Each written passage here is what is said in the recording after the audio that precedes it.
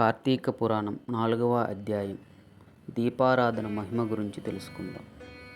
ఈ విధముగా వశిష్ఠుడు కార్తీక మాస వ్రతము యొక్క మహిమ వల్ల బ్రహ్మ రాక్షసులు జన్మ నుండి విముక్తి పొందిరి అని చెప్పాను.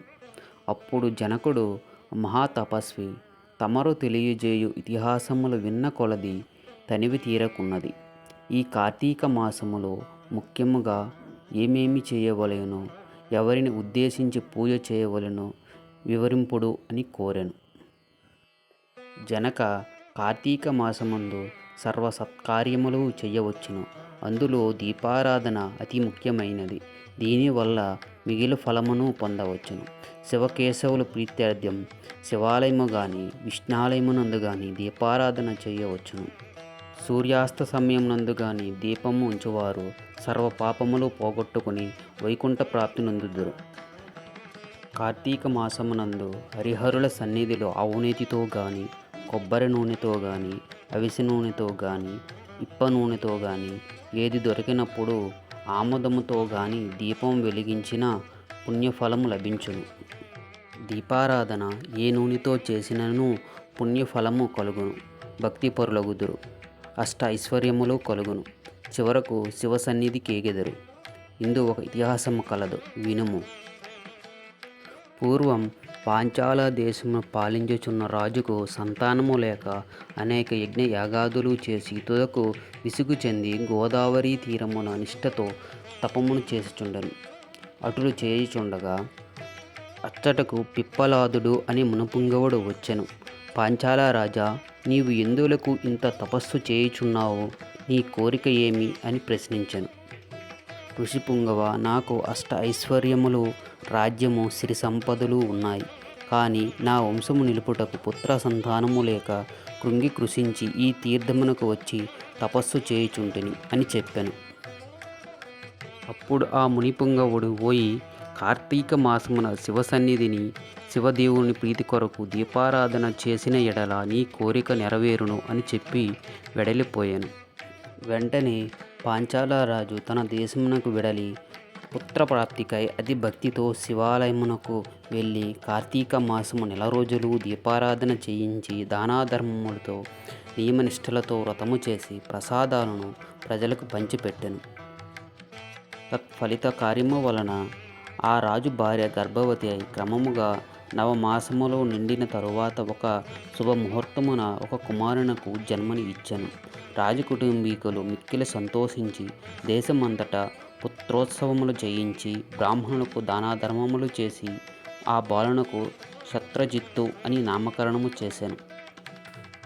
కార్తీక మాస దీపారాధన వలన పుత్ర సంతానం కలిగినందువలన తమ దేశమంతటా ప్రతి సంవత్సరము కార్తీక మాస వ్రతములు దీపారాధనలు చేయుడు అని రాజు శాసించెను. రాకుమారుడు శత్రాజిత్తు దినదిన ప్రవర్ధమానుడగుచు సకల శాస్త్రములు చదివి ధనుర్విద్య, కత్తిసం మొదలగును నేర్చుకొనెను. ఇట్లు సకల శాస్త్రములు ప్రావీణ్యం పొంది ధనుర్విద్యలోను మేటిగా నిలిచాడు. కానీ యవ్వనము రాగానే దుష్టుల సహవాసము చేతను, తల్లిదండ్రుల గారాభము చేతను తన కంటికి అగుబడు స్త్రీలను బలాత్కరించుచు, వేధించుచు, దండించుచు తన కామవాంఛ తీర్చుకొనుచుండెను. తల్లిదండ్రులు కూడా తమకు లేక లేక కలిగిన కుమారుని ఎడల చూచి చూడనట్లు, విని విన్నట్లు ఉండేది. శత్రాజిత్తు ఆ రాజ్యంలో తన కార్యములకు అడ్డుచెప్పు వారులను నరుకుతూ కత్తి పట్టుకుని ప్రజలను భయకంపితుని చేయుచుండెను. అటుల తిరుగుచుండగా ఒక దినమున ఒక బ్రాహ్మణ పడుచును చూసి తటస్థించెను. ఆమె ఒక ఉత్తముని భార్య, మిక్కెల రూపవతి. ఆమె అందచందములను వర్ణించుటకు మన్మధునికైనను సఖ్యము కాదు. అట్టి స్త్రీ కనపడగానే రాజకుమారుని మతి భ్రమించినది. ఆమెను సమీపించి తన కామవాంఛను చెప్పాను. ఆమె కూడా అతని సౌందర్యమునకు ముగ్ధురాలై కులము, శీలము, సిగ్గు విడిచి అతని చెయ్యి పట్టుకొని తన శయ్య మీదకు తీసుకొని వెళ్ళి భోగములను అనుభవించెను. ఒకరి ప్రేమలో ఒకరు పరవశించి ప్రతిదినము అర్ధరాత్రి వేళ ఒక అజ్ఞాత స్థలములో కలుసుకొని వారి కామ కోర్కెలను తీర్చుకొనుచుండిరి. ఇటులా కొంతకాలము జరిగెను. ఎటులనో ఈ సంగతి ఆమె మగనికి తెలిసి పసిగట్టి భార్యను రాజకుమారుని ఒకేసారి చంపవలెనని నిశ్చయించుకొనెను. ఇట్లుండగా కార్తీక శుద్ధ పౌర్ణమి రోజున ఆ ప్రేమికులిరువరూ శివాలయమున కలుసుకొనవలెనని నిర్ణయించుకొనిరి. ఎవరికి వారు రహస్య మార్గమున బయలుదేరిరి. ఈ సంగతి ఎటులనో పసిగట్టిన ఆ బ్రాహ్మణుడు అంతకు ముందే కత్తితో సహా బయలుదేరి గర్భగుడిలో దాగి ఉండెను. ఆ ఇద్దరు ప్రేమికులు కలిసి చుండెను. అప్పుడు రాకుమారుడు, చీకటిగా ఉన్నది, దీపము ఉండినా బాగుండును అని అనెను. అప్పుడు ఆమె బయట చెంగును చించి అక్కడినున్న ఆముదపు ప్రమిదలో ముంచి దీపము వెలిగించెను. తరువాత వారిరువరు మహా ఆనందముతో రతిక్రీడలో ఉండిరి. అప్పుడే బ్రాహ్మణుడు తన మొననున్న కత్తిని తీసి ఒక్క వ్రేటుతో తన భార్యను ఆ రాజకుమారుని తలను ఖండించి తాను పొడుచుకొని మరణించెను. వారి పుణ్యము కొలది ఆ రోజు కార్తీక శుద్ధ పౌర్ణమి సోమవారం ఒకటి వలన ఆ రోజు ముగ్గురు చనిపోవటం వలన శివదూతలు ప్రేమికులిరువురిని తీసుకుని పోవుటకు, యమదూతలు బ్రాహ్మణుని తీసుకుని పోవుటకు వచ్చిరి. అంత యమదూతలను చూచి బ్రాహ్మణుడు, ఓయి దూతలారా, నన్ను తీసుకొని వెళ్ళుటకు మీరేలా వచ్చినారు? కామాంధకారముతో కన్ను మిన్ను తెలియక పశుప్రాయముగా వ్యవహరించిన ఆ వ్యభిచారుల కొరకు శివదూతలు ఎందుకు వచ్చినారు? చిత్రముగా నున్నదే అని ప్రశ్నించెను.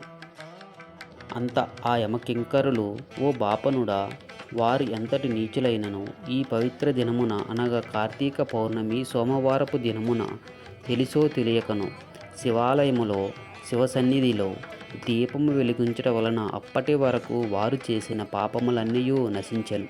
కావున వారికి కైలాసమునకు తీసుకొని పోవుటకు శివదూతలు వచ్చినారు అని చెప్పగా, ఈ సంభాషణంతయు వినుచున్న రాజకుమారుడు, అలా ఎన్నటికీ జరగనివ్వను. తప్పొప్పులు ఎలాగును ఎప్పటికీ మేము ముగ్గురము ఒకే సమయములో ఒకే స్థలములో మరణించితిమి కనుక ఆ పుణ్యఫలము మా అందరికీ వర్తింపవలెను అని ప్రాధేయపడెను. తాము చేసిన దీపారాధన ఫలములో కొంత ఆ బ్రాహ్మణునికి దానము చేసెను. వెంటనే అతని కూడా పుష్పక విమానం ఎక్కించి శివసన్నిధికి చేర్చెను. వింటివా రాజా, శివాలయంలో దీపారాధన చేయటం వలన ఆ ప్రేమికులు చేసిన పాపములు పోవటయే కాక కైలాస ప్రాప్తి కూడా కలిగెను. కాన కార్తీక మాసములో దీపారాధన చేయటం వలన మిక్కిలి పుణ్యఫలము లభించును అని చెప్పాను. ఏమైనా తప్పులు ఉంటే క్షమించగలరు. సర్వే జనా సుఖినో భవంతు.